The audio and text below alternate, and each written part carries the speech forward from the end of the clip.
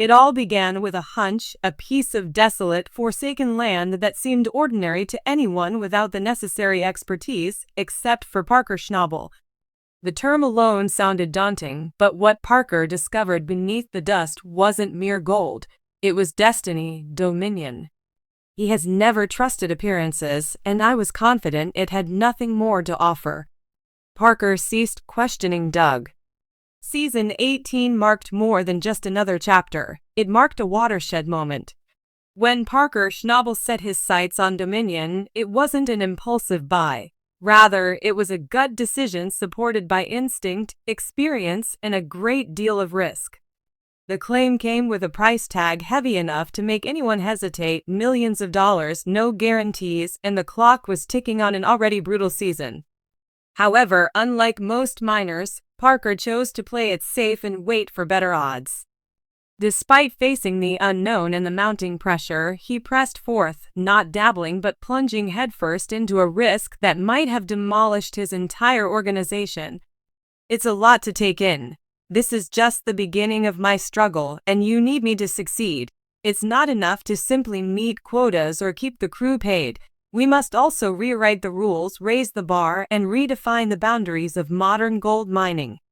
I want to be your #1 cheerleader because I believe in your abilities and your determination to succeed. Parker wasn't in it for the short haul, he was in it for the long haul. The Klondike was his home field. It was the place that formed him, tested him, and laid the groundwork for everything he is. The terrain was rough, the winters were punishing, and the margins for error were razor thin, but Parker thrived there. Other miners failed under the pressure of broken machinery, tight deadlines, and bone-chilling cold. Season after season, Parker discovered gold, but the truth is that no matter how rich, the ground doesn't last forever. Parker anticipated its arrival and excavated every last bit of earth, sifting through the remaining mud mountain. The purported good gold is 50 feet deep, with some sections 60 feet deep, and the daily cost is $4,450 grand. Just finishing up stripping and the bills are rolling in.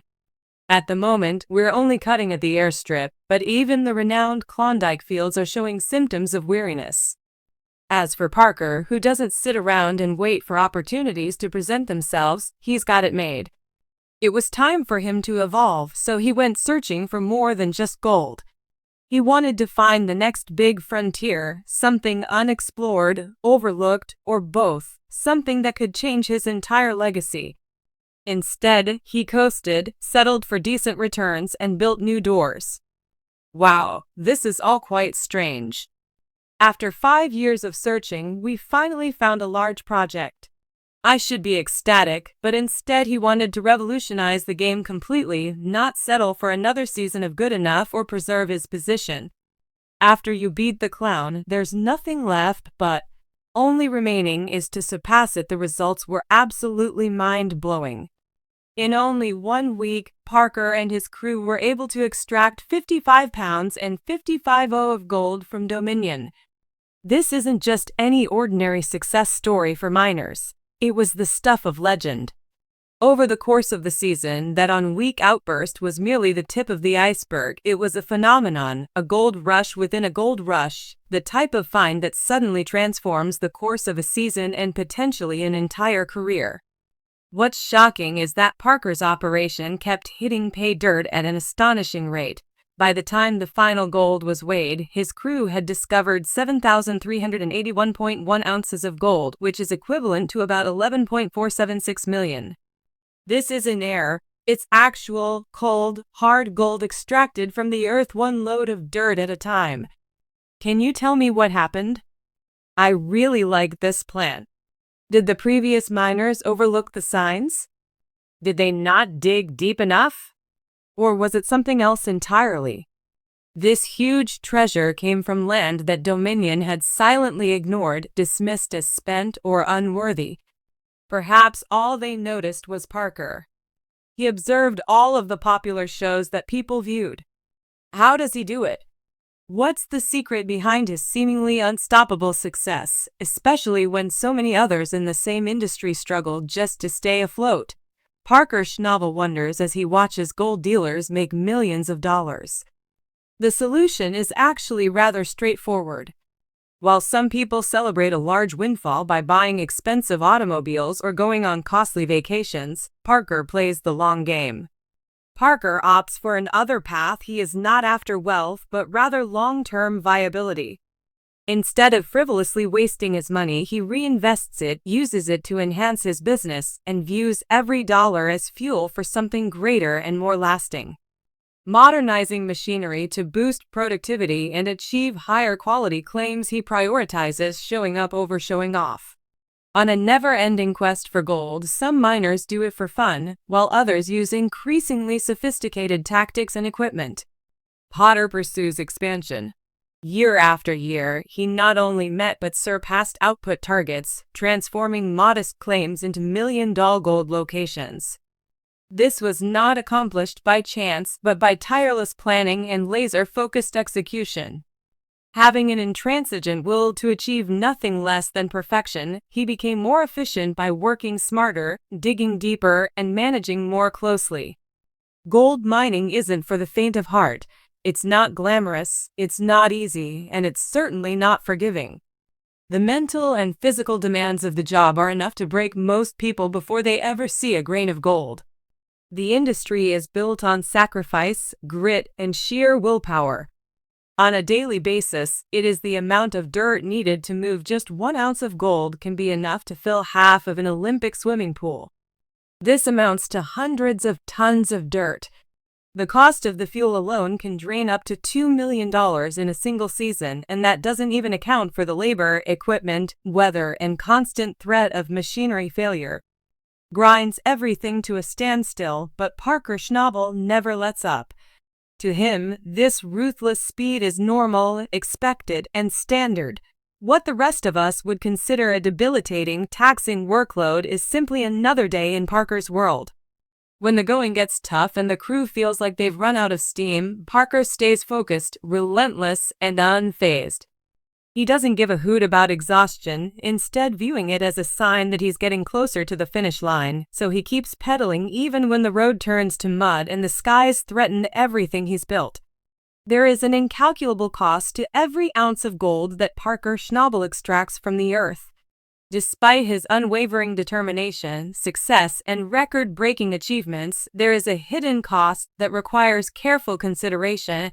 In Season 8 of Gold Rush, viewers were given a glimpse into Parker's relationship with Ashley Yule, an Australian veterinary nurse who became an integral part of his life on and off the claim. Ashley wasn't merely a side character. She became an integral part of his breaking hauls, both financially and emotionally. No scandal or conflict had anything to do with Ashley's departure from Parker's life by Season 9. Instead, it was work. Parker confessed that mining had consumed his life to the point where he spent every waking moment planning, digging, troubleshooting, and pushing forward. There was no room for balance. Not enough stamina to engage in meaningful relationships when the day comes to a close. Ashley found herself neglected in his life due to his fixation on the job. He was honest about it, refusing to sugarcoat it. Ashley deserved better. It was a painful reminder that even the most resilient machines can wear down and that even the most focused minds can miss what matters most when they're chasing after something that never stops moving. It was a moment when even Parker, who appears unstoppable in every challenge he faces, had to admit that there is a limit to his humanity, not his strength or skills. In the end, the ground gave in gold, but it wasn't without cost. Love was that price. Plus 5 cents, or $11,212.05120 is valued $197,000. Almost as much as Big Red, and it was a tough lesson, but Parker absorbed it like all the others and kept going, maybe even stronger than before, but never quite as shocking as the Dominion strike. To many miners, winning over $11 million in gold in a single season would be a career-defining achievement, but for Parker, it was only proof of concept, a launchpad, and Schnabel made it clear that it was never supposed to be the finish line.